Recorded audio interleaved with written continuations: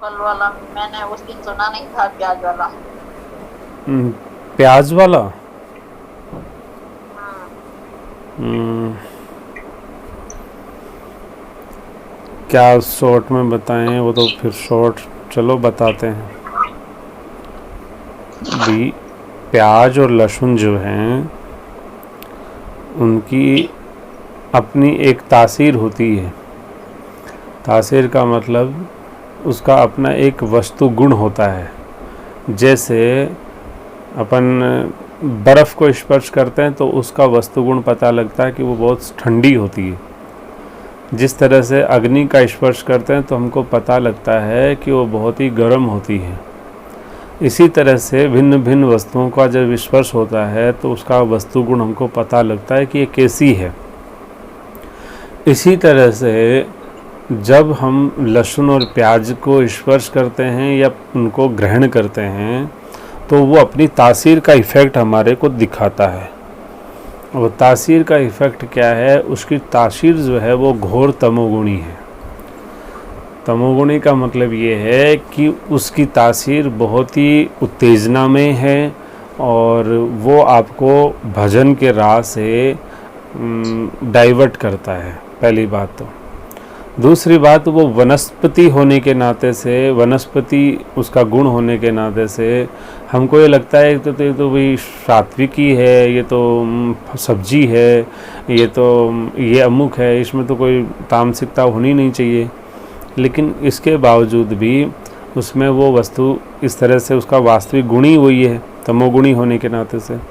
फिर पौराणिक प्रसंग इसका अलग होता है, तो पौराणिक प्रसंग से कारण से बड़ी अशुद्ध होती है, बहुत ही ज़्यादा अशुद्ध है। लेकिन यदि हम ये बात करें, चलो ठीक है, हम इसको समझ की दृष्टि से देखें तो इसको थोड़े दिन, साल 2 साल छोड़ करके देखें और फिर हमारी साधना का जो क्रम हम बोझ करें, उसको बहुत गहराई से देखें कि इतने साल तक जब हमने खाया है और उसके बाद भी साधना में वो परिणाम नहीं आ पाया, लेकिन साल 2 साल 3 साल हमने इसको छोड़ा बिल्कुल और साधना में बहुत अच्छा परिणाम आ गया। तो ले दे के साधक को तो साधना करनी है ना, और साधना को धीरे धीरे बढ़ाना भी है।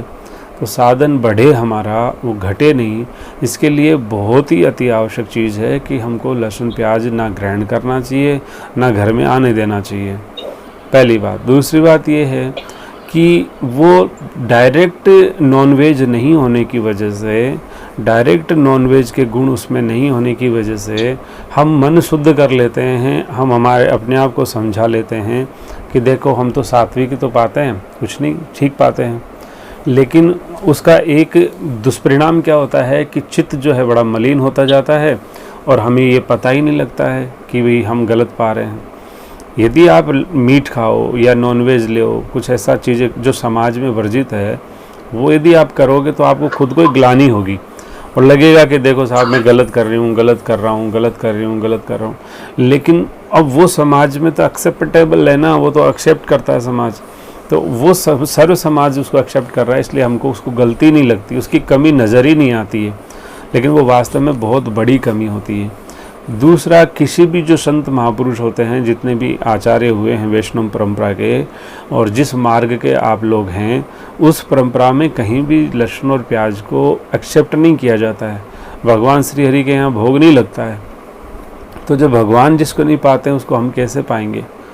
तो भगवान पाते नहीं हैं, हम उसको पाएंगे तो फिर हमारी बुद्धि जो है वो कुबुद्धि में तब्दील हो जाएगी हैं। समाज उसको स्वीकार करता है, इसलिए उसका अवगुण हमको नज़र ही नहीं आएगा, और अवगुण नज़र नहीं आएगा तो हम उसको पाते रहेंगे।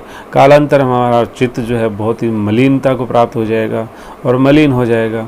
और यदि आप समझदार की दृष्टि से चाहते हो कि इसको समझ के छोड़ूं, तो साल 2 साल 3 साल आप इसका अभ्यास करो और साधना की स्थिति को देखो, कैसे आपकी साधना दिन प्रतिदिन बढ़ती है। और बड़े जो कार्य, यदि साधन में कोई सहयोगी है और साधना का जो परिणाम है वो हमारे अनुकूल आ रहा है, अनुकूल का मतलब कोई संसार के अनुकूल नहीं, हमारे अनुकूल कहने मतलब है शांति बढ़ रही है, आनंद बढ़ रहा है, प्रेमानंद बढ़ रहा है, प्रेम बढ़ रहा है, वो भाव बढ़ रहा है, तो इसका मतलब हमारे जीवन में ये एक चीज़ है जिसको छोड़ देना चाहिए और अति शीघ्र छोड़ देना चाहिए। अब इसमें कोई संदेह हो आपको तो बताइए कि क्या है। अब डिटेल चर्चा तो पहले हो चुकी थी, लेकिन अभी मैंने आपको सार बताया है कि आप कह रहे हैं कि थोड़ा सार बताओ। अब इसमें कोई बात है तो पूछ लो।